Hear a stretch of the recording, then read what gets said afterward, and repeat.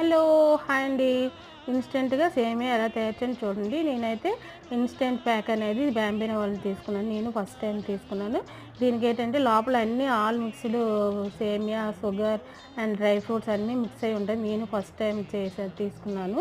దీనికైతే జస్ట్ పాలు ఉంటే సరిపోదు. నేనైతే హాఫ్ లీటర్ మిల్క్ తీసుకున్నాను. షుగర్ అయితే సరిపోద్ది. ఇంకా చాలా మంది మనం యాడ్ చేసుకోవచ్చు. దాని తర్వాత నేనేంటంటే సగ్గుబియ్యం వేరేగా నేను తీసుకున్నాను. అది మీ చాయిస్ అండి. మన ఇష్టం అది. ఎందుకంటే ఇది సమ్మర్ సీజన్ కాబట్టి కొంచెం చలువ చేయాలనేసి నేను సగ్గుబియ్యం తీసుకున్న వేరే చూడండి. ఈ కాజు, డ్రై ఫ్రూట్స్ అన్నీ టోటల్ దానిలోనే ఉంటాయి. ఇలాచి అంతా టోటల్ ఉంటాయి.